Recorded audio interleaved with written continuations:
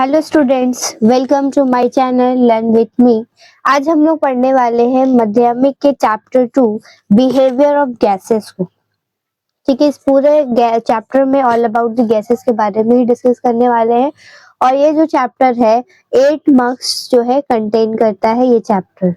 ठीक है, तो ये चैप्टर बहुत इजी है, समझ सकते हैं, मतलब इजी है और अच्छे खासे मार्क्स जो है इससे हम लोग कंटेन कर सकते हैं। पूरे मार्क्स जो है माध्यमिक के एग्जाम में हम लोग इसे उठा सकते हैं बिल्कुल ही आसानी से। चैप्टर को अच्छे से पढ़कर और कुछ न्यूमेरिकल्स के कॉन्सेप्ट को क्लियर करने तब, क्योंकि एक न्यूमेरिकल्स यहाँ से कंफर्म ही हर साल जो है एग्जाम में आता ही आता है।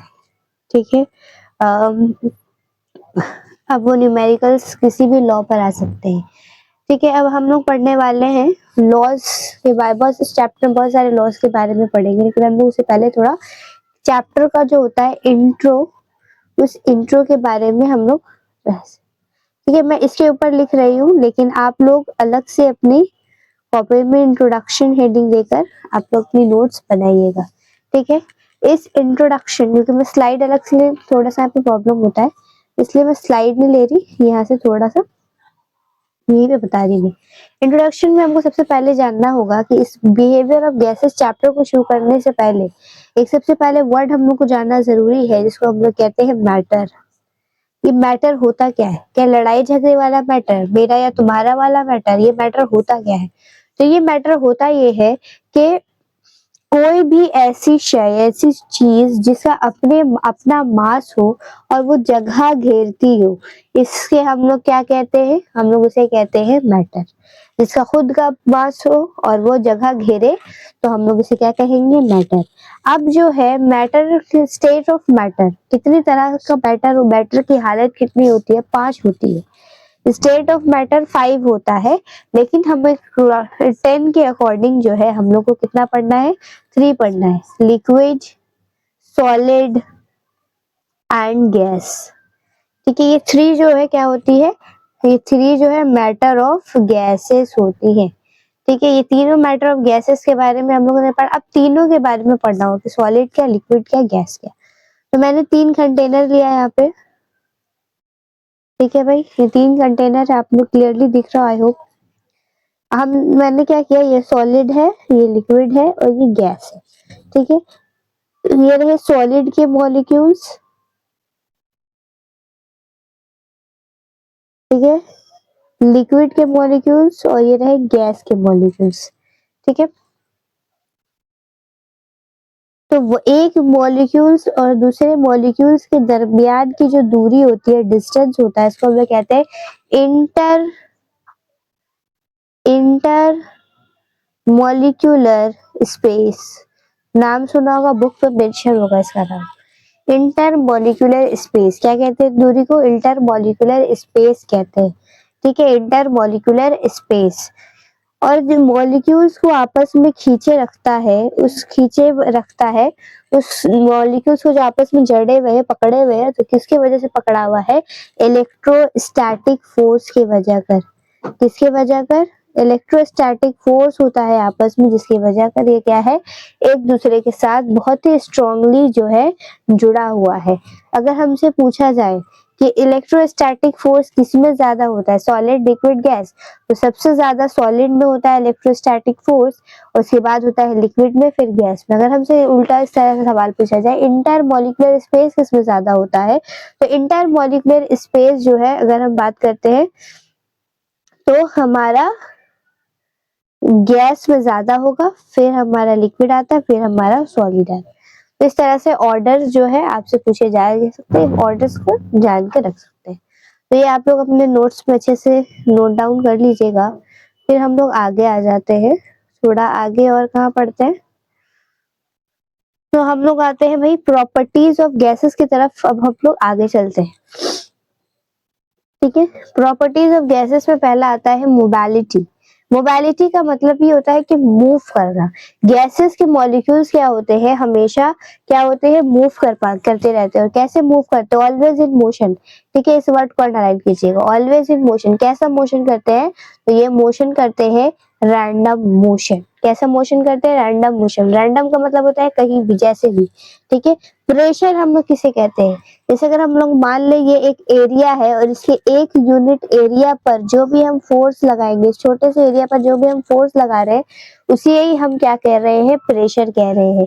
तो प्रेशर का फॉर्मूला होता है फोर्स बाय एरिया, ठीक है। इसका फॉर्मूला है dyne centimetre square and Newton centimetre square.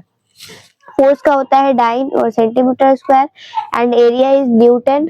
Area force SI में होता है न्यूटन, और जो है उसका एसआई एरिया का यूनिट होता है मीटर स्क्वायर, तो न्यूटन मीटर स्क्वायर होता है, ठीक है। अब इसी न्यूटन मीटर स्क्वायर का एक और नाम है प्यारा सा, जिसको हम लोग कहते हैं पास्कल, ठीक है। इसे ही हम लोग पास्कल कहते हैं। The pressure of a gases molecule is 1 pascal, what does it mean? ये क्वेश्चन हमारा बहुत इंपॉर्टेंट है, स्टार मार्क कीजिएगा इसको, कि ये जो है इस जुमले का मतलब क्या है कि गैस के प्रेशर, यह गैसेस मॉलिक्यूल का प्रेशर 1 पास्कल है, तो उसका जुमले का मतलब क्या है? जुमले का मतलब है कि गैस का मॉलिक्यूल जो है किसी यूनिट एरिया पर 1 न्यूटन फोर्स लगा रहा है, ये जुमले का मतलब, जिसको अंग्रेजी में लिखते हैं the statement means the gases molecules applied 1 newton force on per unit area 1 metre square area, ठीक है। Atmospheric pressure measured by barometer. Atmospheric pressure, atmosphere की प्रेशर को हम लोग किस चीज से मेजर करते हैं? बैरोमीटर से। And pressure of gas, gas का जो प्रेशर होता है उसको हम लोग मेजर करते हैं मैनोमीटर से। 1 एटीएम, ये रिलेशन बहुत इंपॉर्टेंट है, इसको आप लोग डब्बे में इस तरह बंद रखिएगा ताकि न्यूमेरिकल्स में आपको आसानी हो बनाने में।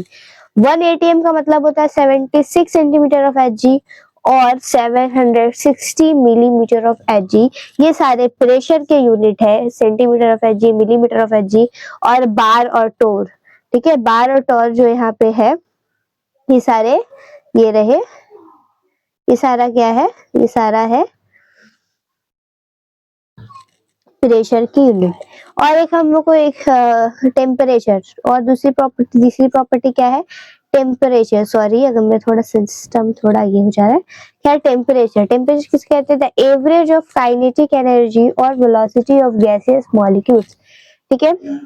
किसके एवरेज के? काइनेटिक एनर्जी और वेलोसिटी को एवरेज निकालते हैं किसी गैस मॉलिक्यूल्स का, तो उसका टेम्परेचर कहलाता है, ठीक है।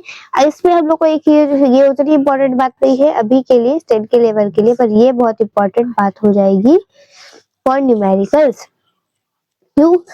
अगर कोई भी टेम्परेचर डिग्री सेल्सियस में दिया हो, सी में दिया हो, तो उसे केल्विन बनाने के लिए हम लोग क्या करेंगे? केल्विन बनाने के लिए सिर्फ 273 डिग्री पर 273 उसमें ऐड करेंगे। जैसे 45 डिग्री सेल्सियस, ठीक है, तो इसको अगर केल्विन बनाना है तो हम लोग क्या करेंगे? 45 में प्लस करेंगे 273, तो ये जो भी आएगा 300 है ना, ये आएगा। तो ये जो हो गया यहाँ पे, फिर ये क्या हो गया? केल्विन हो गया, यहाँ पे ये देने की जरूरत है नहीं, तो फिर ये क्या हो गया? केल्विन में कन्वर्ट हो गया, ठीक है। ये जितना समझ में आया कि केल्विन में किस तरह कन्वर्ट करेंगे सेल्सियस को। अगर यही कोई चीज जो है, अगर मैं मान लो 300, तो फिर दे दे 300 केल्विन, इसको कह दे भाई सेल्सियस में कन्वर्ट करो, तो हम लोग क्या करेंगे? 300 को माइनस कर देंगे 273 से, ठीक है ना, तो 7 to 27 आ जाएगा, तो 27 डिग्री सेल्सियस। तो इस तरह से हम लोग कन्वर्ट करते हैं। आई होप कि आप लोगों को कन्वर्ट करना बहुत अच्छे से आएगा, क्योंकि न्यूमेरिकल्स में क्या होगा कि आप लोग को सेल्सियस में दिए रहेंगे टेम्परेचर, उन सबको आपको केल्विन में कन्वर्ट करना होगा, या केल्विन में दिए रहेंगे तो सेल्सियस में कन्वर्ट करना होगा, ताकि हम यूनिट को सेम कर सके। तो इसलिए ये वाली बात जो है इम्पोर्टेंट हो गई है यहाँ पे। और एक इम्पॉर्टेंट बात है कि कोई चीज अगर, ये वाला रिलेशन को याद करना होगा, क्योंकि आपके न्यूमेरिकल्स पर अगर आप पूरा नंबर लाना चाहते हैं फॉर माध्यमिक एग्जामिनेशन, कि आप पूरे चैप्टर से न्यूमेरिकल को अटेंड कर पाए, तो क्या होना कि इस रिलेशन को तो याद करना बहुत जरूरी है, क्योंकि 1 लीटर इक्वल्स टू कितने डेसीमीटर क्यूब, 1000 ml 1 लीटर के बराबर होता है। ये सारे कंसेप्ट याद रहेंगे, पता रहेंगे, तो हम न्यूमेरिकल्स बना पाएंगे, ठीक है। Gaseous diffusion miscibility. डिफ्यूजन का क्या मतलब होता है कि जब दो या दो से ज्यादा गैसेस क्या हो, होमोजेनस हो, एक जैसे हो, आपस में मिल जाए, मिक्सचर हो जाए और ये आपस में ये लोग रिएक्ट ना करें, तो क्या होता है, जब क्या होती है हायर कंसंट्रेशन से कोई चीज लोअर कंसंट्रेशन की तरफ बढ़ती है तो हम लोग इसे डिफ्यूजन कहते हैं।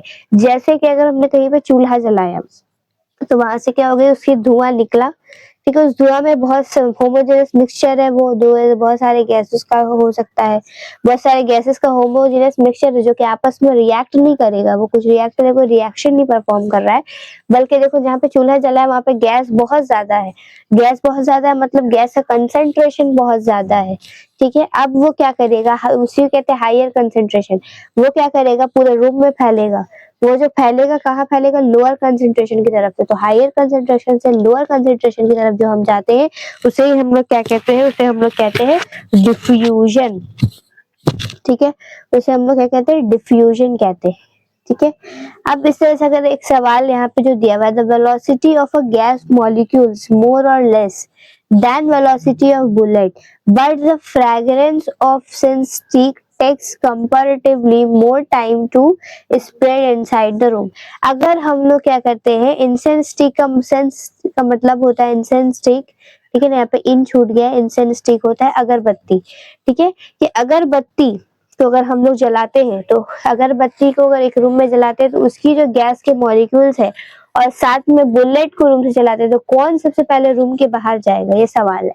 तो कौन, किसकी वेलोसिटी ज्यादा होगी, तो अब जाहिर सी बात है किसकी वेलोसिटी ज्यादा होगी, तो यहाँ पे क्या बात हो रहा है, क्योंकि इंसेंस स्टिक गैसियस मॉलिक्यूल से डिफ्यूजन करेगा तो उसको टाइम लगेगा बाहर जाने में, उसकी वेलोसिटी कम होगी इन कंपेयर टू बुलेट, क्योंकि बुलेट क्या है, सॉलिड है, वो फौरन से वो चला जाएगा, उसको तो डिफ्यूजन नहीं करना है, तो फास्टर किसका होगा, बुलेट का जो है वेलोसिटी ज्यादा होगी कंपैरिजन टू इसके, इंसेंस स्टिक के, क्योंकि वो क्या करेगी, डिफ्यूजन करेगी।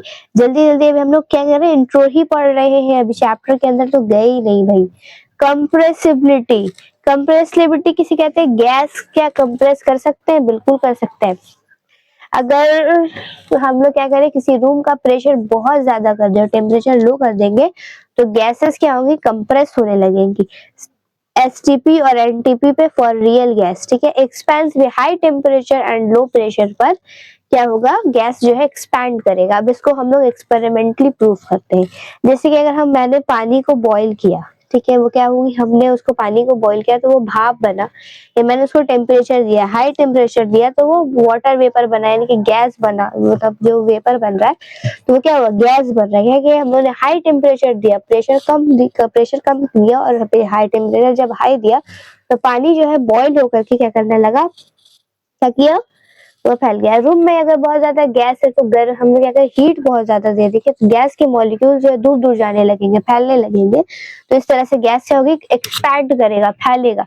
अब इसी चीज को कंप्रेस करना है अगर, तो कंप्रेस करने के लिए हम लोग क्या करेंगे कि अगर रूम जो है मेरा, तो मतलब जो मैंने पानी लिया था वापस से हम क्या करेंगे, उसके टेम्परेचर को घटा देंगे तो वो वापस से पानी बन जाएगा, गैस जो है कंप्रेस हो गया, ठीक है। इस तरह से करके रूम का टेम्परेचर घटा तो देखो गैस के मॉलिक्यूल्स भी थोड़े करीब करीब आ जाएंगे, उतने ज्यादा फैलेंगे, करीब करीब आ जाएंगे, ठीक है। तो high pressure and low temperature पर क्या हुआ, गैस जो है कंप्रेस करती है और एक्सपैंड करने के लिए high temperature and low pressure देना पड़ता है। तो यहाँ पे एक सवाल मैं आपसे पूछती हूँ कि क्या किसी भी गैसेस स्टेट या किसी भी मैटर ऑफ स्टेट को कन्वर्ट किया जा सकता है, तो जवाब है यस। हम लोग सॉलिड को लिक्विड में, लिक्विड को गैस में आराम से कन्वर्ट कर सकते हैं, जैसे कि अभी मैंने बता दिया कि हम लोगों ने पानी जो कि लिक्विड था उसको हीट देने के बाद हम लोगों ने उसको गैस में कन्वर्ट कर दिया, तो स्टेट ऑफ मैटर जो है चेंज हो गए। पानी जो है अभी पानी है, लिक्विड है, लेकिन फ्रिज में रखने के बाद वो आइस बन जाता है, यानी कि सॉलिड है। तो हाँ, हम लोग स्टेट ऑफ मैटर को चेंज कर सकते हैं। तो यहाँ पे एक सवाल है, एट व्हाट कंडीशन, ये वाला सवाल मैंने छोड़ दिया था ना, इसलिए ताकि मैं ये कंसेप्ट बताऊं तो ये पूछूंगी, at what condition does the molecules of any substance are is gaseous state। क्या कंडीशन होगा ऐसा कि गैस के जो मॉलिक्यूल्स, किसी भी सब्सटेंस का मॉलिक्यूल्स को अगर हम लोग गैस के मॉलिक्यूल में तब्दील करना चाहते हैं तो हमको क्या करना होगा, हमको हाई टेम्परेचर देना होगा, लो प्रेशर करना होगा।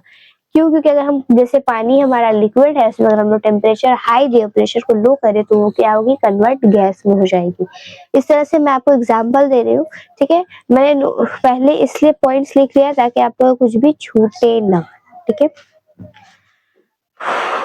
अब हम लोग आते हैं आगे की तरफ, जो इसमें एक सवाल जो कि 1 मार्क्स के लिए भी इम्पोर्टेंट है, ये सवाल +1 या ठीक है, ये +1 के लिए इम्पोर्टेंट है। क्यों? क्योंकि पूछता है what does physical properties of gases depends, किस पे फिजिकल प्रॉपर्टी डिपेंड करता है गैस का, तो वो आता है पीवीटी पे डिपेंड करता है। किस पे? पीवीटी पे डिपेंड करता है। इसको याद रखेंगे, याद रखने के लिए पीवीटी पे डिपेंड करता है मतलब प्रेशर, वॉल्यूम और टेम्परेचर पर डिपेंड करता है। इस तरह से ट्रिक से याद रखेंगे। बॉयल्स लॉ क्या कहता है? अब हम लोग क्या आ गए, ये जो हमारा इस चैप्टर का इंट्रो था, ये इंट्रो जो है एंड हो चुका है, ठीक है। जितना इंट्रो वगैरह इस देखना, इस बातों को बुक में 2 पेज 1 पेज में लिखा हुआ होगा, तो इस बातों को 2 या 2.5 पेज में जितनी मैंने बताई वो सारी बुक में जो है लिखी होती है, ठीक है। अब हम लोग आ जाते हैं वो 2.2 यानी कि बॉयल्स लॉ के ऊपर। बॉयल्स लॉ क्या कहता है? बॉयल्स लॉ कहता है at constant temperature the volume of a given mass of a gas inversely proportional to the pressure of the gas. कुछ समझ नहीं आया या पता है, ठीक है, अभी समझाते हैं। बॉयल्स लॉ ने क्या कहा? अभी हम मैंने तुमको एक बात बताया, मैंने क्या बताया आप लोगों को, ये बात बताई कि ये पीवीटी पर डिपेंड करता है। क्या? गैस के मॉलिक्यूल्स। तो आए बॉयस साहब, जिसका नाम था रॉबर्ट ब्राउन साहब, शायद Robert Boyle, sorry Robert Boyle साहब आए, इनका नाम रॉबर्ट ब्राउन नहीं रॉबर्ट बॉयल था। रॉबर्ट ब्राउन शायद निकोलस डिक। बॉयल्स लॉ क्या कहता है?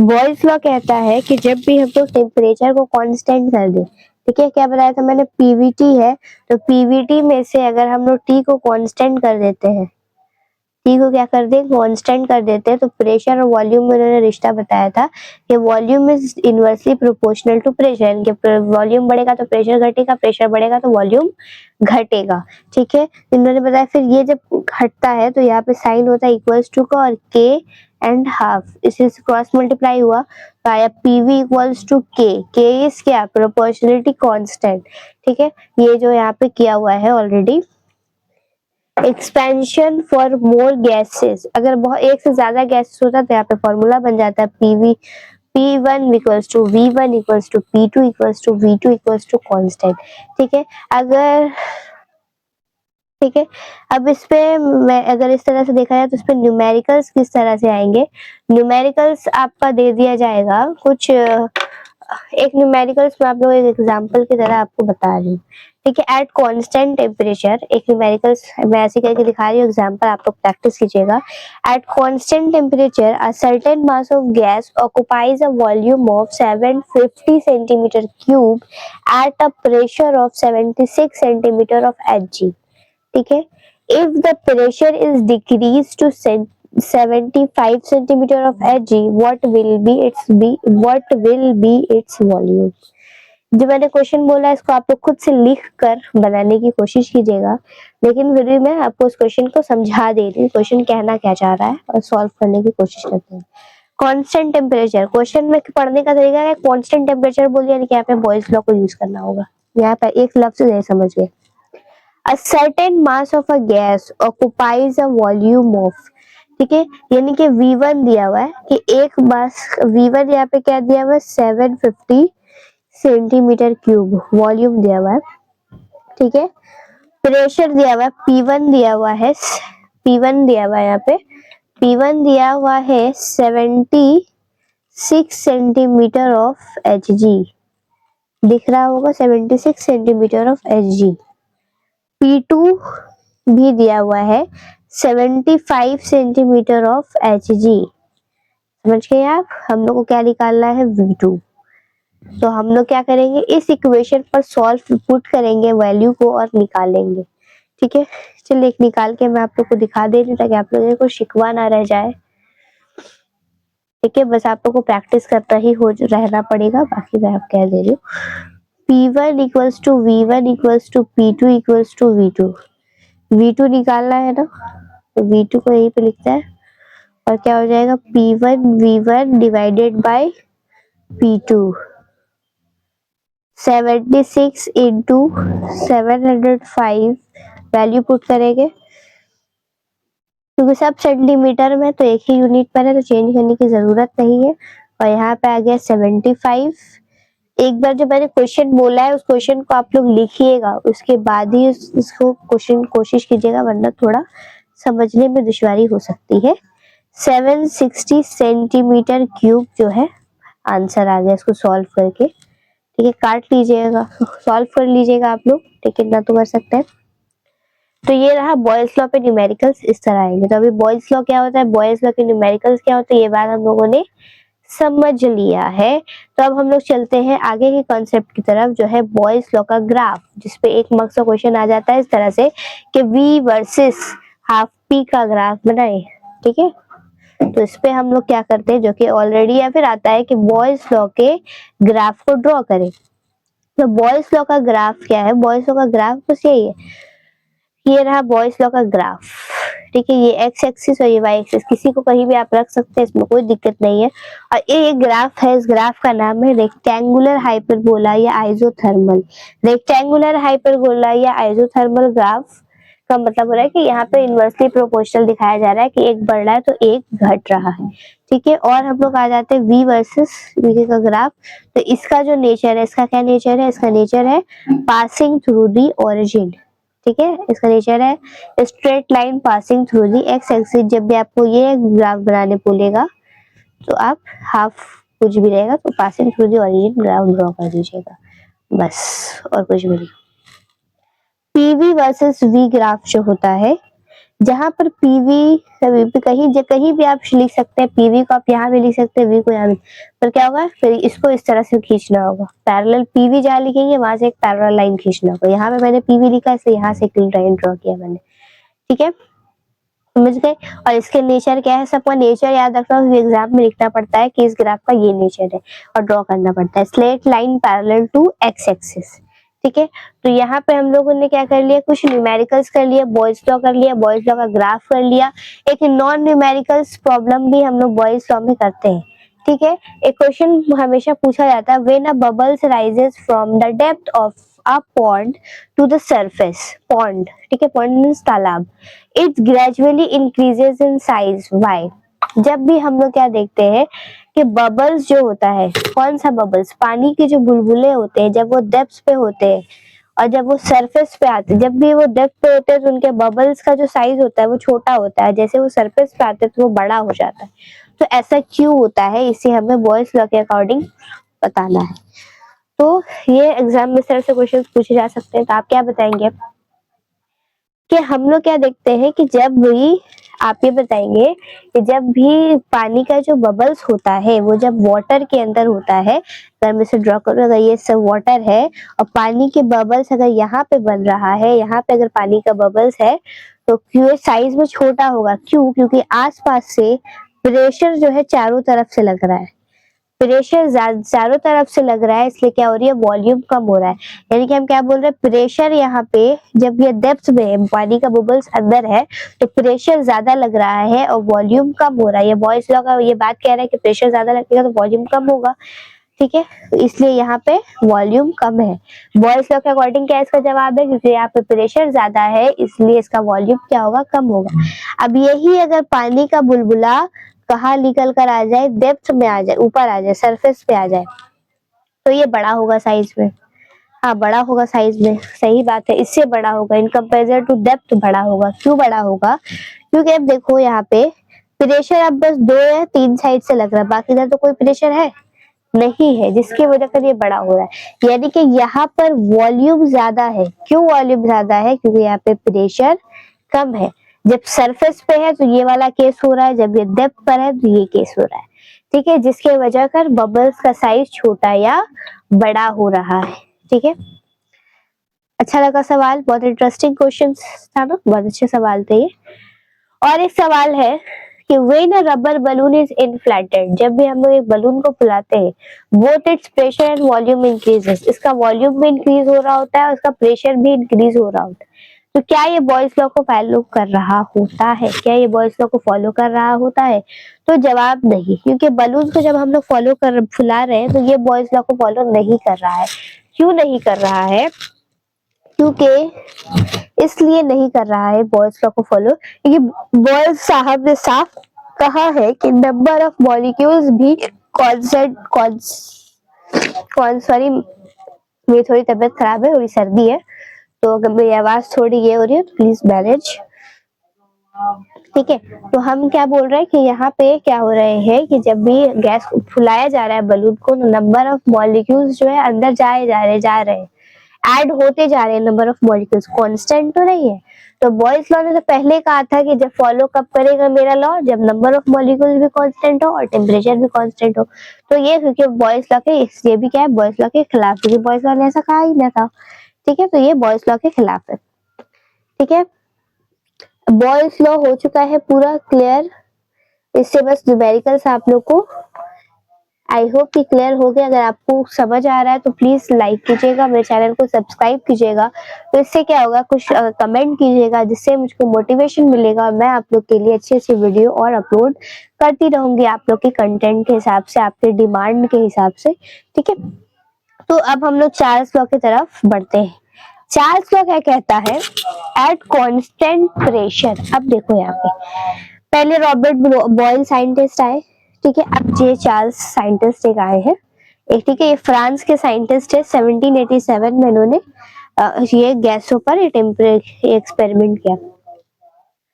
तो इधर देखिए, पीवीटी, पीवीटी यहाँ पे पहले किसको कांस्टेंट किया था? बॉयल साहब ने आके इसको कांस्टेंट किया था।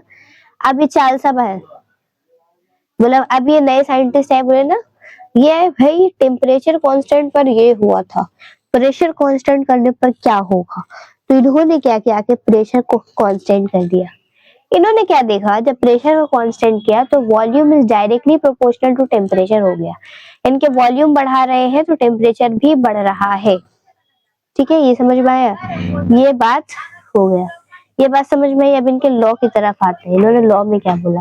At constant pressure the volume of a given mass of a gas is increase and decrease by 1/7 part of its volume at 0 degree for every degree rise and fall in temperature. क्या कह दिया? क्या कहा? सोच रहे बच्चे। At constant pressure, pressure को हम लोग क्या करेंगे? कांस्टेंट करेंगे। The volume of a given मास, किसी भी का वॉल्यूम, अभी मैंने क्या बोला कि किसी भी गैस का जो वॉल्यूम होगा वो क्या होगा? बढ़ेगा। किसके? टेम्परेचर के हिसाब से। अगर वॉल्यूम बढ़ रहा है तो टेम्परेचर भी बढ़ेगा, है ना? और टेम्परेचर घट रहा है तो वॉल्यूम भी घटेगा। ठीक है, अब यहाँ पे बॉयज लॉ ने ये भी अब इतना तो यहाँ तक ही खत्म हो गया। ये आगे की बात क्या कही जा रही है? 1/273, समझ नहीं आ रहा है क्या बात? उफ, बहुत टफ लग रहा है। कुछ टफ नहीं, मैंने क्या बोला कि वॉल्यूम बढ़ रहा है तो वॉल्यूम भी बढ़ेगा, वॉल्यूम बढ़ रहा है तो टेम्परेचर भी बढ़ेगा, टेम्परेचर घटेगा तो वॉल्यूम भी घटेगा। दोनों एक साथ, यानी दोनों एक सच्चे आशिक है, दोनों एक साथ जिएंगे और साथ मरेंगे। ठीक है, तो मतलब जितने ऊपर ये जाएंगे वो भी उतने ही ऊपर जाएंगे, जितने ऊपर वो नीचे जाएंगे वो भी उतने नीचे जाएंगे। ठीक है, लेकिन कितने जाएंगे? सवाल यहाँ पे क्या हो रहा है कि वॉल्यूम बढ़ेगा, ठीक है, कितना बढ़ेगा? टेम्परेचर बढ़ेगा तो कितना बढ़ेगा, और वॉल्यूम घटेगा तो कितना घटेगा, और टेम्परेचर घटेगा तो कितना घटेगा। तो ये बात भी, कितना घटेगा कितना बढ़ेगा, ये बात भी। टेम्परेचर मतलब क्या है कि अगर वॉल्यूम बढ़ रहा है तो टेम्परेचर कितना के बढ़ने से बढ़ेगा, मतलब कितना वाला जो कैलकुलेशन होता है वो कैलकुलेशन करके दे दिए थे चार्ल्स साहब।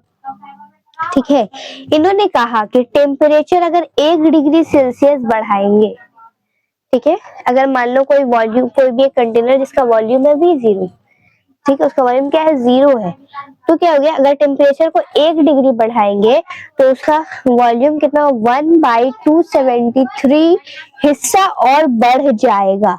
घटाएंगे तो उतना ही, अगर 1 डिग्री घटाएंगे तो भी 1/273 हिस्सा घट जाएगा। ठीक है, जैसे कि 2 टाइम्स ऑफ 1/273, तो 2 इंटू 273 हो जाएगा। समझ में आया? उतना ही बार वो हिस्सा बढ़ जाएगा या घट जाएगा। 1 डिग्री टेम्परेचर अगर हम लोग बढ़ाएंगे तो 1/273 जो हिस्सा होता है, 1/273 पार्टिकल्स जो हिस्सा है वो बढ़ जाएगा। ठीक है, 1 डिग्री टेम्परेचर बढ़ाने या घटाने से इसके ओरिजिनल वॉल्यूम का इतना हिस्सा, कितना हिस्सा, 1/273 हिस्सा बढ़ या घट जाएगा। At constant pressure, mass and number of molecules पर। कांस्टेंट ये रहा, कांस्टेंट याद रखना है सबका कि किस लॉ में क्या कांस्टेंट है, क्या फॉर्मूलाज है, क्या लॉ है। सारे लॉ को अगर एग्जाम में लॉ लिखने आते हैं तो आपके बुक में जो लैंग्वेज में लॉ लिखा है उस लैंग्वेज में लॉ भी लिखिएगा। ठीक है, अब हम लोग आ जाते हैं एक्सप्लेनेशन ऑफ। ठीक है, यहाँ पे हम बहुत जरूरी कंसेप्ट बताऊंगे। यहाँ पे देखिए, पहले मान लो लेट वॉल्यूम इज V0 और फॉर राइज इन टेम्परेचर। हम लोगों ने क्या किया, टेम्परेचर को 1 डिग्री सेल्सियस बढ़ाया। ठीक है, कितना, ओरिजिनल वॉल्यूम था V0 प्लस किया, कितना बढ़ेगा। अब मैंने क्या बोला, टेम्परेचर को अगर 1 डिग्री बढ़ा रहे हैं, इधर देखिए टेम्परेचर को मैंने 1 डिग्री बढ़ाया तो क्या होगा, मेरा ओरिजिनल वॉल्यूम V0 था तो इसमें क्या होगा, कितना हिस्सा बढ़ जाएगा ना तो और ऐड हो जाएगा। कितना हिस्सा ऐड होगा तो 1/273 हिस्सा इस वॉल्यूम का और ऐड हो जाएगा। तो वही यहाँ पे किया हुआ है। अब इन दोनों में V को कॉमन ले लिया तो 1/273। अब इसी तरह जब टेम्परेचर 2 डिग्री बढ़ाया तो V 2/273, तो वापस से V को कॉमन ले लिया तो 1/273। इसी तरीके से अगर हम लोग टेम्परेचर को 3 तक बढ़ाते तो V0 क्या होता, प्रेशर होगा V0 प्लस 3/273 हो जाता अगर टेम्परेचर 3। फिर हम लोग क्या करते, V0 फिर V0 से कॉमन लेते 1/3273 हो जाता ना, इस तरह से। तो इसी तरह से होते जाएगा जितना भी टेम्परेचर बढ़ाएंगे। जब इसी तरह करते करते अगर हम टेम्परेचर को क्या करेंगे, टेम्परेचर को 273 डिग्री सेल्सियस तक बढ़ाते चले जाएंगे तो क्या होगा कि वॉल्यूम जो है डबल हो जाएगा। देखो 2V0, तो यहाँ पे ये यहाँ से क्वेश्चन बन सकता है बहुत ही इंपॉर्टेंट, क्या कि जब भी हम लोग यहाँ ऐसा बोलेगा प्रूफ करके दिखाओ चार्ल्स लॉ के जरिया कि वॉल्यूम डबल हो गया हो, वॉल्यूम डबल करके दिखाइए ये कंडीशन पे। तो इस तरह से तो आपको प्रूफ करना होगा, ये जो लाइन लिख के इस तरह से आपको प्रूफ करके दिखाना होगा। अब इसी तरह से फॉर फॉल इन टेम्परेचर, ये आपसे पूछ लेगा कि कब जो है टेम्परेचर डबल हो जाए, कब वॉल्यूम जो है हमारा डबल हो जाएगा। तो जब हम लोग टेम्परेचर को 273 डिग्री सेल्सियस तक बढ़ाते हैं तो हमारा क्या होगा, वॉल्यूम जो है डबल हो जाएगा। फॉर फॉल ऑफ टेम्परेचर, जब भी हम लोग टेम्परेचर को घटाएंगे, बढ़ाए या घटाए तो भी क्या होगा, वो उतना ही हिस्सा कम होगा। टेम्परेचर अगर -1 डिग्री सेल्सियस घटा दिया जाए तो V ओरिजिनल वॉल्यूम V0 है मेरा, घटाए तो माइनस कितना हिस्सा घटेगा, 1/273 बाय ओरिजिनल वॉल्यूम के इतना हिस्सा घटा दिए V0। इस तरह से 1 कॉमन V0 कॉमन लिया तो क्या बच गया 1 - 1/273। इस तरह से 1 - 273। अब इसी तरीके से जब हम लोग टेम्परेचर को घटाते घटाते -273 डिग्री सेल्सियस पर ले जाएंगे तो वॉल्यूम मेरा क्या हो जाएगा, 0 हो जाएगा। किस तरह से आप कैलकुलेशन देख सकते हैं, नहीं समझ में आया आप हमसे कमेंट में पूछ भी सकते हैं। T - 273 V कॉमन लिए तो यहाँ पे भी 273 डिग्री, यहाँ पे भी 273 डिग्री, तो यहाँ पे ये कट गया और ये हो गया 0 हो गया। ठीक है, तो यहाँ से एक इससे ही हम लोग क्या बोलते हैं, absolute zero.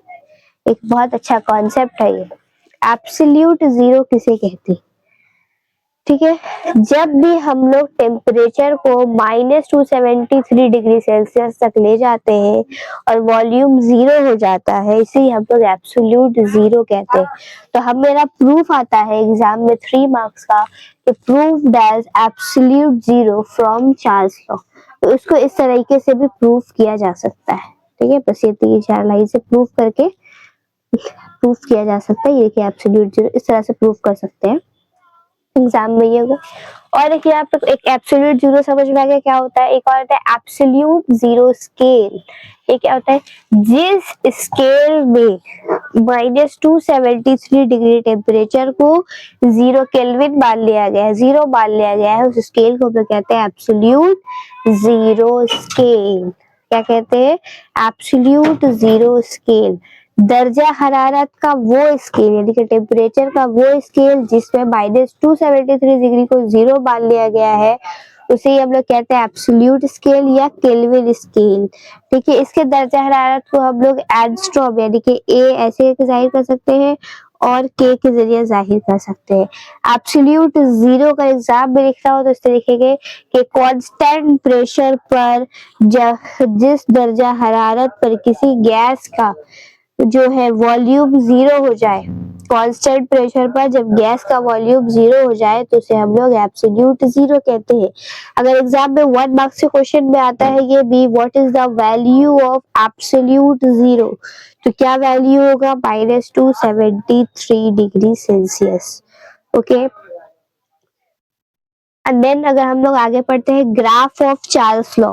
Graph of Charles law, graph क्या है, चार्ल्स लॉ के ग्राफ के बारे में पढ़े कि V इज, ये रहे V हमारे,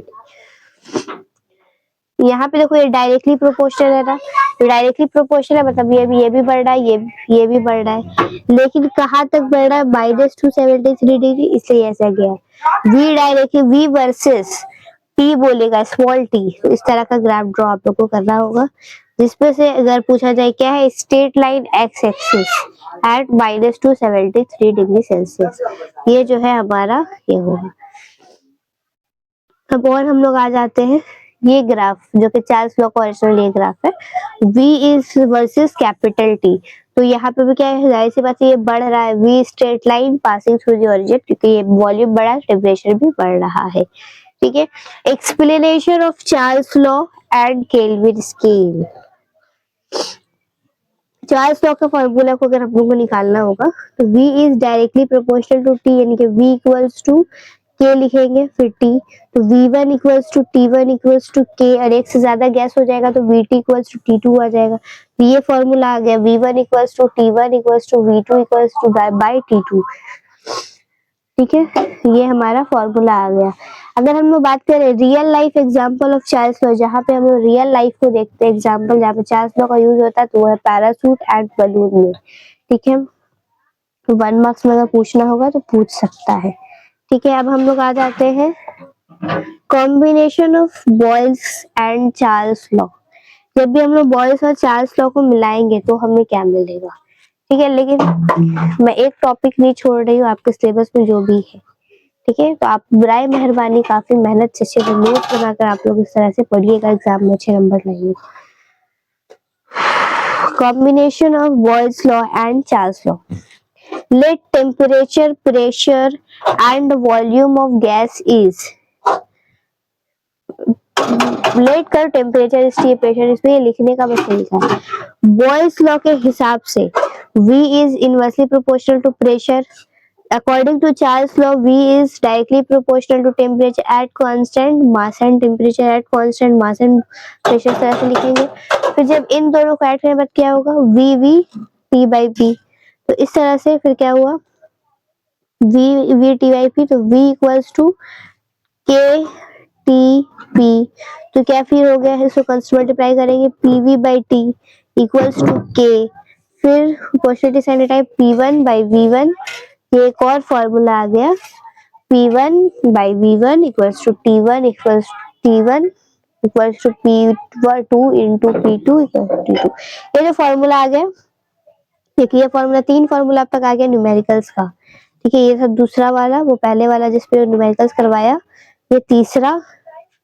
अब आ जाते हैं graph of Charles law, numericals करेंगे। ग्राफ ऑफ चार्ल्स लॉ क्या कह रहा है, व्हेन टेम्परेचर कांस्टेंट, इस तरह से आपको ग्राफ दिए रहेंगे, पूछेगा कि कौन बड़ा है, P1 बड़ा है, किसका प्रेशर ज्यादा, P2 का या P3, तो P3 का प्रेशर ज्यादा है। कैसे समझे, P3 का प्रेशर ज्यादा है। एक परपेंडिकुलर ड्रॉ करो यहाँ पे। ठीक है, और यहाँ पे हम लोग बॉयज लॉ से ही समझ सकते हैं। इधर देखिए, बॉयस लॉ क्या कहता है कि जिसका प्रेशर कम होगा उसका वॉल्यूम ज्यादा होगा, जिसका प्रेशर ज्यादा उसका वॉल्यूम कम होगा। इधर देखिए, अगर हम लोग परपेंडिकुलर ड्रॉ करें तो इसका इस ये इतना ऐसा ऐसे ड्रॉ करते हैं, हो गया। बस परपेंडिकुलर मैंने एक ड्रॉ किया, ये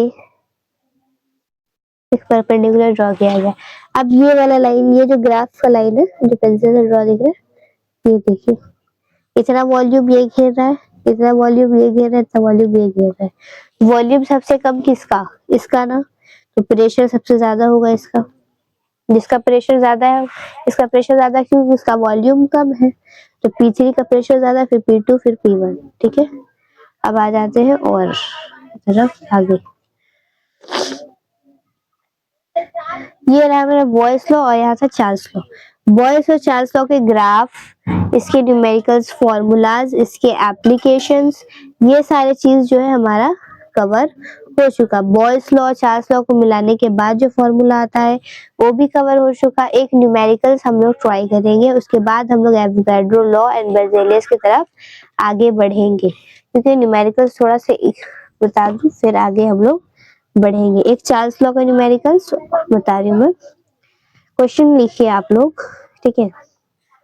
क्वेश्चन है कि the temperature of a given mass is 27 degree Celsius.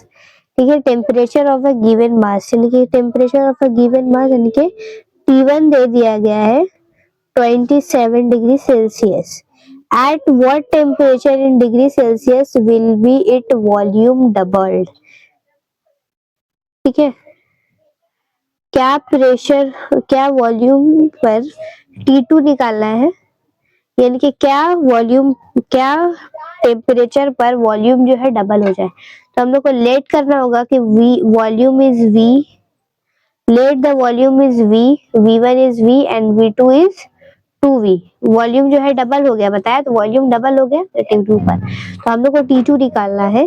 तो V1, हम लोग को चार्ल्स लॉ का फॉर्मूला पता है, V1 equals to T1 equals to V2 T2, ये फॉर्मूला है। T2 निकालना है, हो जाएगा V2 by T1 divided by what, divided by V1।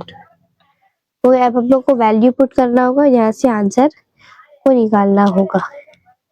मैं निकाल के दिखाती हूँ। V2 का वैल्यू क्या है 2V, वॉल्यूम डबल हो गया है।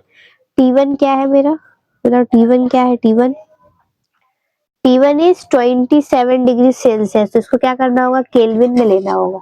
जितने भी लॉस के न्यूमेरिकल से सबको क्या करना होगा, केल्विन में लेना होगा। 273 को 27 डिग्री को क्या करेंगे 273 प्लस कर देंगे, तो ये हो जाएगा 300 केल्विन। ठीक है, यहाँ पे क्या होगा, पुट करना होगा 300, यहाँ पे 300 पुट करना होगा और डिवाइड करना है V1 से। V1 कितना है, V1 इज V, तो V कट गया और T2 मेरा कितना हो गया 600 वाट। केल्विन में आया ना आंसर, 600 सेल्सियस में आया आंसर। ठीक है, अभी सेल्सियस में है, अब हम लोग 600 में, केल्विन में अगर हमें आंसर चाहिए तो हम लोग 600 में सॉरी मैंने गलत, ये हमारा आंसर क्या है, उसको केल्विन में कन्वर्ट कर लिया था, तो ये भी हमारा आंसर आया है केल्विन में। ठीक है, ठीक है, मैं थोड़ा उल्टा पुल्टा बोल दे रही हूँ, ये आंसर आया केल्विन में। और अगर हम लोग उस केल्विन में ये नहीं होता, जब ठीक है, जान मुझे गलती आपको समझ में आए, ठीक है, इस तरह से एग्जाम में नहीं कर सकते। क्लास की गलती अच्छी है, एग्जाम में नहीं। 600 माइनस 273 करेंगे और जो आएगा तो वो उसका आंसर हो जाएगा। ठीक है,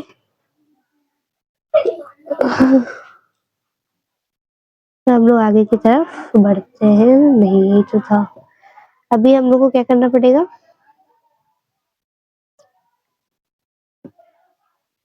इस लॉ को पढ़ना होगा जो कि है बेrzelius एंड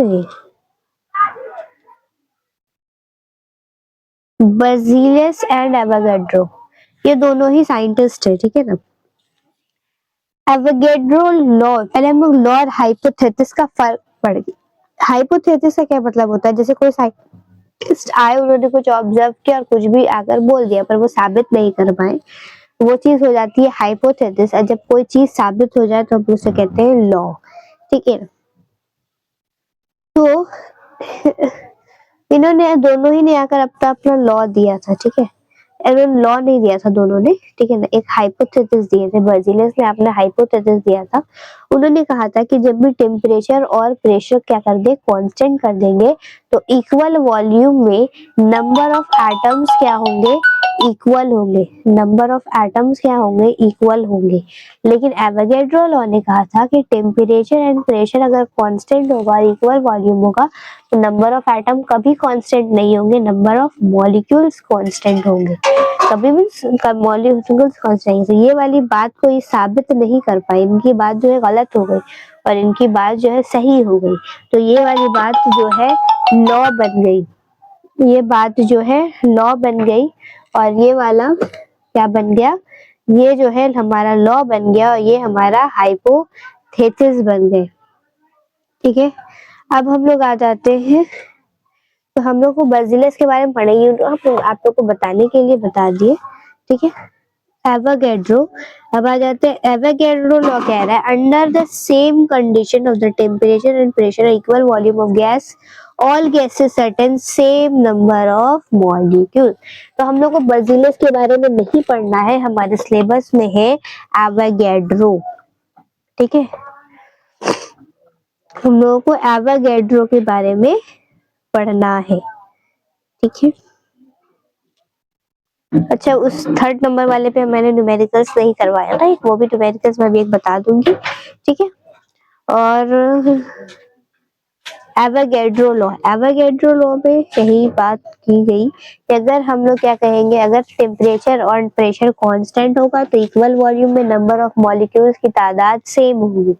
इन्होंने ये भी बताया, क्या बताया, कितने equal number of molecules of तादाद, इन्होंने बताया 1 मॉलिक्यूल्स ऑफ गैस, अगर 1 molecules of gas, 1 mole of gas है, ठीक है, 1 मोल ऑफ गैस है, तो उसमें कितने मॉलिक्यूल्स होंगे, 6.023 into 10 to the power 23 molecules होंगे। और वो मॉलिक्यूल्स कितना जगह घेरेगी, 22.4 लीटर वॉल्यूम होगा उसका।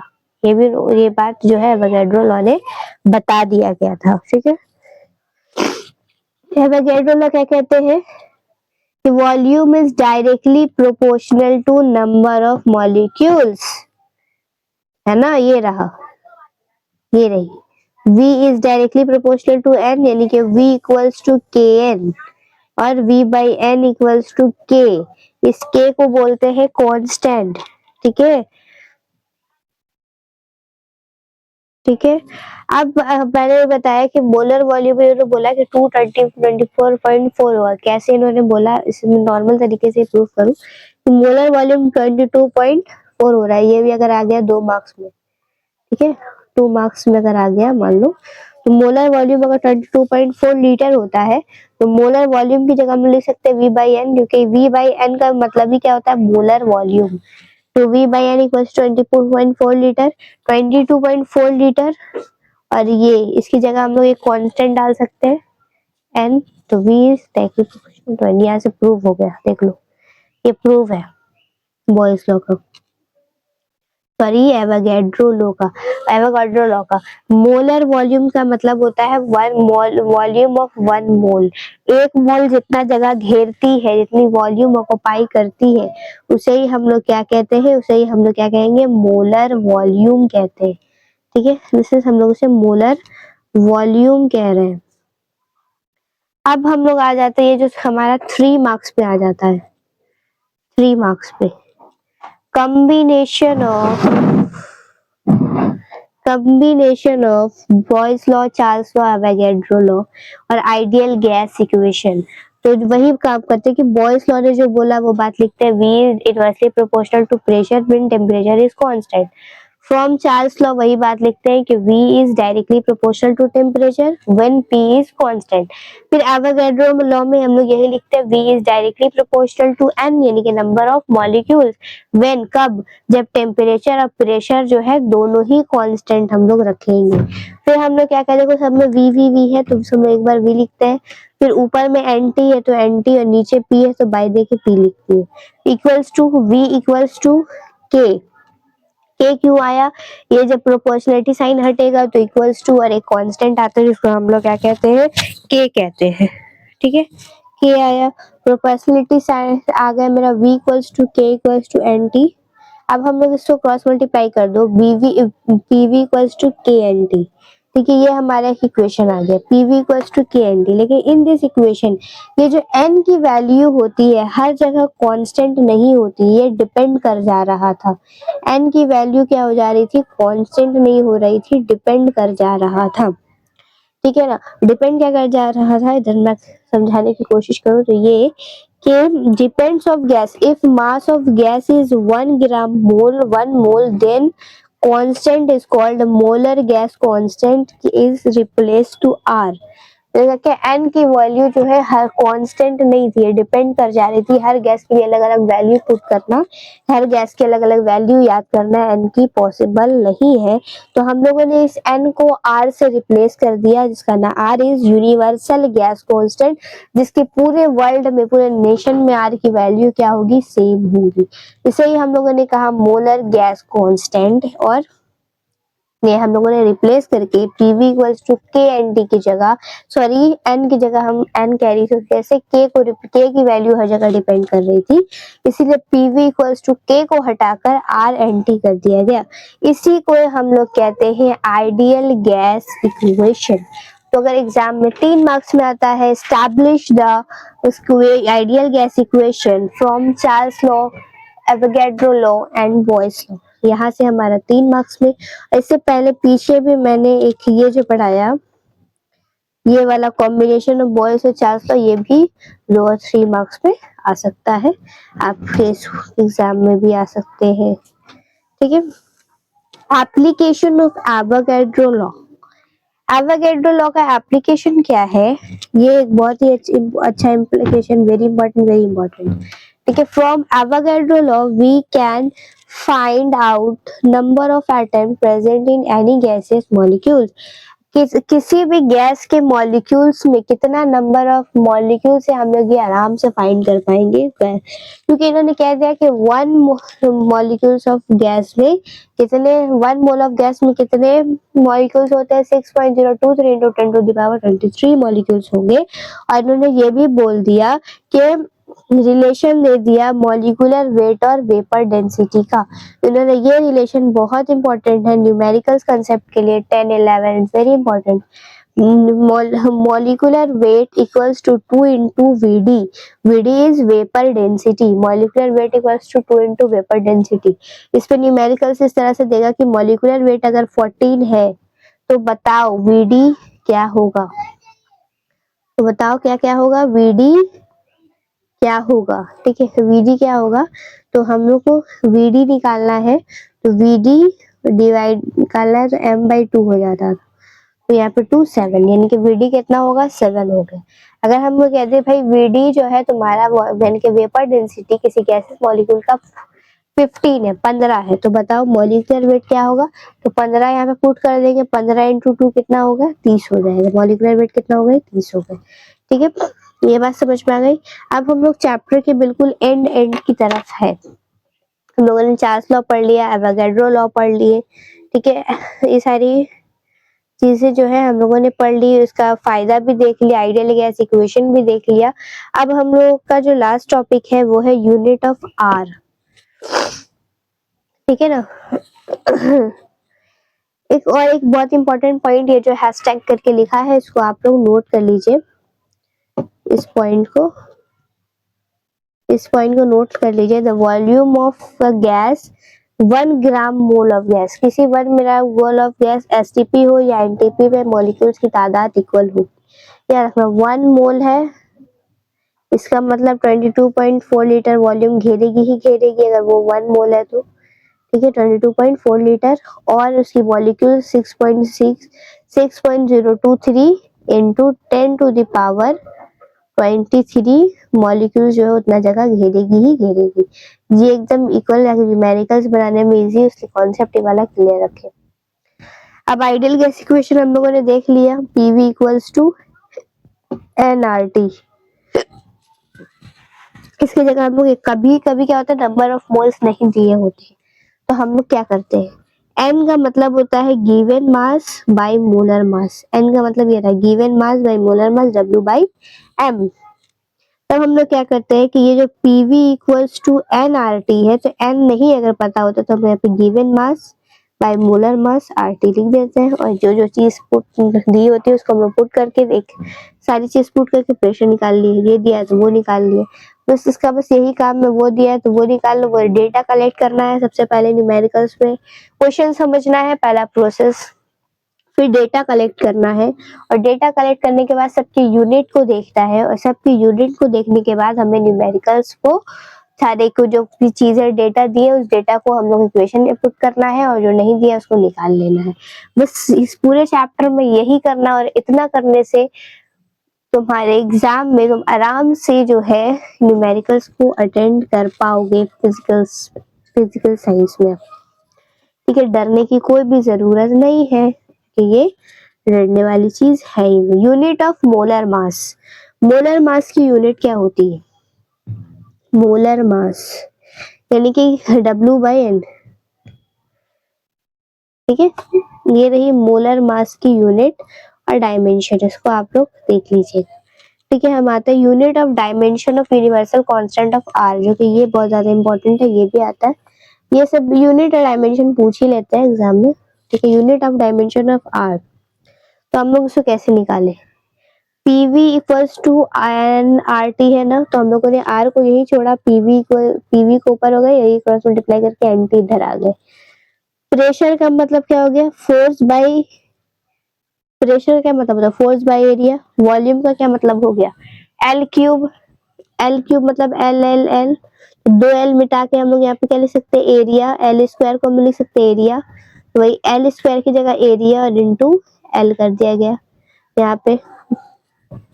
ठीक है, और N is N and T, area area cut गया, फोर्स इंटू लेंथ, यानी कि लेंथ मतलब क्या है, डिस्प्लेसमेंट हम लोग मान सकते हैं, फोर्स इंटू डिस्प्लेसमेंट होता है वर्क, वर्क का फॉर्मूला होता है ये। ठीक है, फोर्स इंटू डिस्प्लेसमेंट, तो क्या वर्क हो जाएगा एन टी। ठीक है, अब यहाँ से हम लोगों ने क्या किया कि जो निकालना था हम लोग को, हम लोगों ने निकाल लिया। ठीक है, क्या निकालना था, इसकी यूनिट निकाल ली, वर्क डन का होता है अर्ग, mole inverse and Celsius inverse, SI unit भी निकाल ली, जूल मोल। इसका सीजीएस एंड एसआई यूनिट बहुत इंपॉर्टेंट है, +1 के लिए। ठीक है, डायमेंशन भी इंपॉर्टेंट है, ये रहा इसका डायमेंशन +1। अगर तुमको कोई कह दे ये रहा इसका dimension Ml2T-2 molar, dimension of R when 1 mole of gas, dimension of R मतलब क्या हो गया, 1 मोल ऑफ गैस बोला है ना, जहां 1 मोल ऑफ गैस के लिए डायमेंशन क्या होगा, तो यहाँ पे जो मोल दिया था इस मोल को बस उड़ा देना और ये वाली गायब कर देना और इस चीज को लिख देना, वो उसका आंसर हो जाएगा। अगर तुम्हें कह दे कि टेम्परेचर के लिए क्या होगा, टेम्परेचर को हटा देना, जिसके लिए बोलेगा उसको हटा देना है। ठीक है, और बाकी चीज को लिख देना है। वैल्यू ऑफ आर, वैल्यू ये रहा 8.314 जूल और 10⁻7 अर्ग मोल के इनवर्स, ये वैल्यू न्यूमेरिकल्स के लिए। और न्यूमेरिकल्स के लिए हम लोग फॉर प्रैक्टिकल वैल्यू ये वाला वैल्यू को याद रखना होता है, न्यूमेरिकल्स के लिए हम लोग ये वैल्यू लेते हैं 0.082 मीटर स्क्वायर। ठीक है, आर की। अब हमारा जो लास्ट टॉपिक बिल्कुल बच गया है वो है काइनेटिक थ्योरी ऑफ गैसेस, जहां से एग्जाम में 3 मार्क्स के क्वेश्चंस आ जाते हैं। Write down the kinetic theory of gases. ठीक है, क्या आ जाते हैं question, write down the kinetic theory of gases. क्या बोला जाता है, काइनेटिक थ्योरी ऑफ गैसेस क्या होते हैं कि गैस के मॉलिक्यूल्स जो होते हैं बहुत छोटे छोटे पार्टिकल से मिलकर बने होते हैं, पहला ये बोल देता है। ठीक है, पहला ये वाली बात बोल देता है तमाम गैस जो होते हैं, गैस के जरिए बहुत ही छोटे छोटे पार्टिकल से मिलकर बने होते हैं और ये इलास्टिक या स्फेरिकल होते हैं। Postulate of kinetic theory of gases, मैं क्या पढ़ा रही हूँ अभी, ये नहीं, अभी पढ़ा रही हूँ मैं पोस्टुलेट, ये हेडिंग होगा आपकी बुक में, postulate of kinetic theory of gas. यहाँ से 3 मार्क्स के क्वेश्चंस आ सकते हैं, कुछ पॉइंट लिखने को आ सकता है। ठीक है, क्या कहा जा रहा है, तमाम गैस जो होते हैं बहुत छोटे छोटे जर्रे से मिलकर बने होते हैं, पार्टिकल से मिलकर बने होते हैं, ये स्टारलास्टिक या स्फेरिकल होते हैं। अगर मैं देख लूं, अगर एक कंटेनर पे, ये पहला पॉइंट, दूसरा पॉइंट ये कि किसी कंटेनर पे किसी गैस के साथ में, किसी कंटेनर में गैस रखा है और गैस के जो मॉलिक्यूल्स है रैंडम मोशन करते हैं। ठीक है, रैंडम मोशन करते हैं और हरकत के दौरान आपस में ये बर्तन के दीवार में टकराते रहते हैं। जैसे मान लो गैस के मॉलिक्यूल्स है यहाँ यहाँ यहाँ, तो रैंडम मोशन, ये इधर जाएंगे, ठीक है, ये इधर जाएंगे, ये इधर जाएंगे, कोई कहीं भी जाएगा। ठीक है, इस तरह से कोई इधर जाएगा, कोई इधर जाएगा, इस तरह से मोशन करता रहेगा और क्या करेगा, बर्तन में टकराता रहेगा। ये हो गई हमारे दूसरे पॉइंट। ठीक है,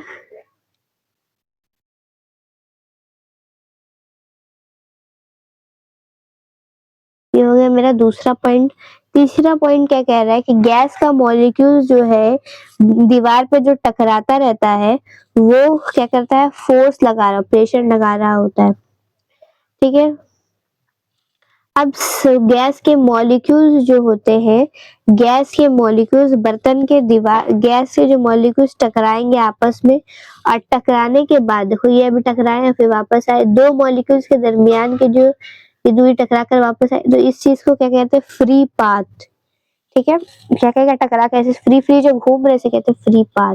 गैस के मॉलिक्यूल्स क्या होते हैं, परफेक्टली इलास्टिक होते हैं। और थर्ड पॉइंट, परफेक्टली इलास्टिक होते हैं मतलब अगर देखो ये टकराए फिर वापस आ जाएंगे, तो इलास्टिक सी का काम कर रहा है ना, रबर को खींचो फिर वो वापस आ जाएगा अपनी जगह पर, तो वो इलास्टिसिटी हो गई।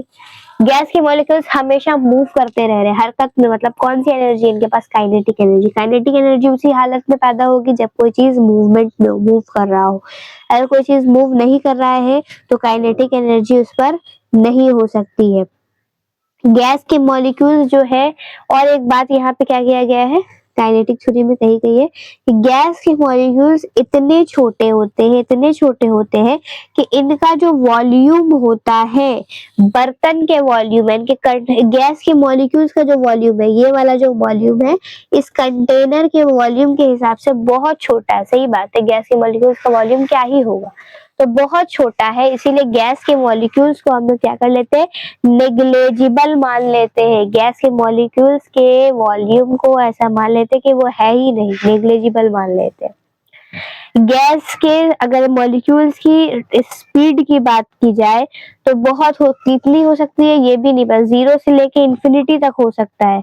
ठीक है, 0 से लेके इंफिनिटी तक हो सकता है, लेकिन किसी किसी एक गैस मॉलिक्यूल्स की जो रफ्तार होती है या काइनेटिक एनर्जी मालूम करना बहुत ही मुश्किल है, मालूम करना मुमकिन है ही नहीं। तो किसी एक मॉलिक्यूल्स का आप स्पीड को पकड़ पाए, मेजर कर पाए नहीं कर पाएंगे हम लोग।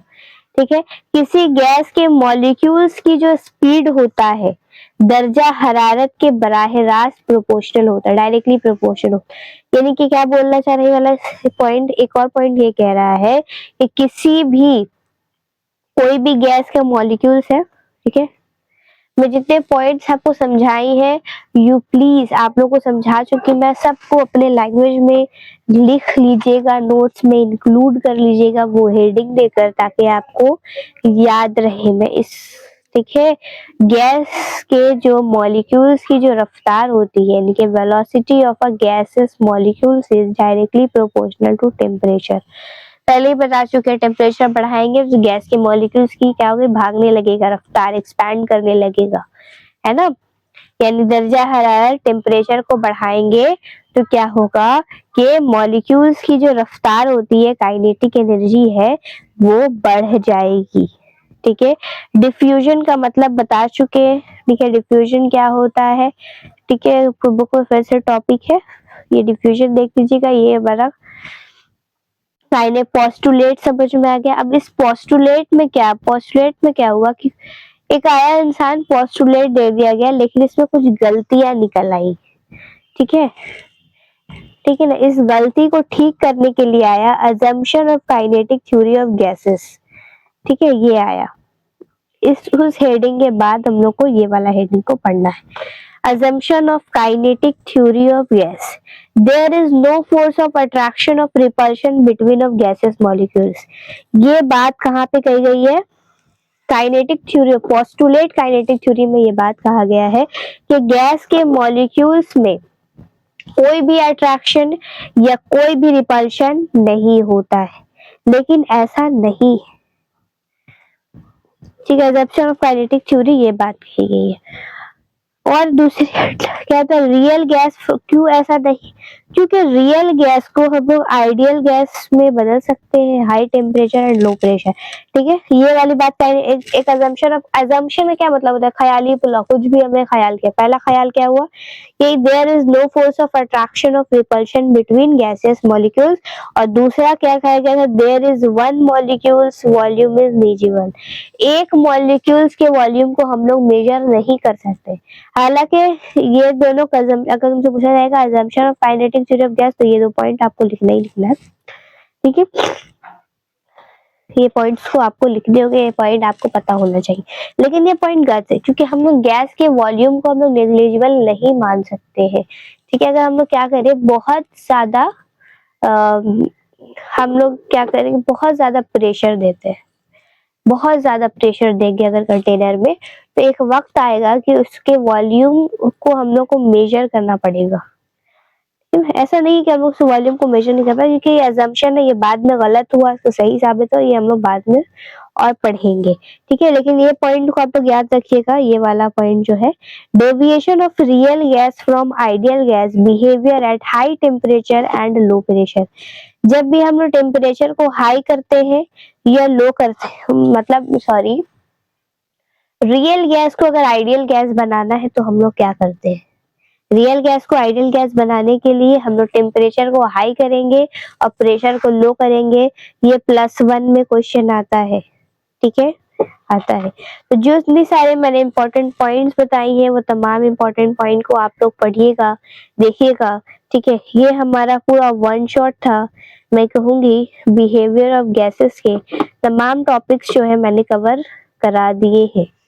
ठीक है, आई होप, शायद मैंने एक न्यूमेरिकल्स जो आप लोगों को कहा था कि मैं करवाऊंगी, है ना, एक न्यूमेरिकल्स कहा था ना आप लोग को, वो 3rd नंबर वाले। ठीक है, चलिए वो न्यूमेरिकल्स मैं एक यहाँ पे बता दे रही हूँ। ठीक है, अब मैं आगे चली गई थी ना, न्यूमेरिकल्स के क्वेश्चंस चलिए लिखिए। मैं कह रही हूँ कि लिखिएगा। ओके, चलिए लिखिए, एक इजी सा या टफ सा कैसा क्वेश्चन? चलो इजी सा। What will be the volume of a gas at 27 degree Celsius and 700 millimeter full stop pressure if it occupies a volume of 22.4 liter at ATP? ठीक है, ये क्वेश्चन जो है होमवर्क है, इसको करके दिखाइएगा। ये 3rd नंबर वाले फॉर्मूला से बनेगा। कौन से formula? P1 V1, answer comment कीजिएगा। T1 equals to P2 V2। जिसके आंसर सही होंगे उसमें मैं हार्ट दे दूंगी। ये रहा आंसर। ठीक है, क्वेश्चन पढ़िएगा और इस फॉर्मूले से इसको बनाकर कमेंट कीजिएगा आंसर। ठीक है, thanks for watching this video. I hope कि आपको ये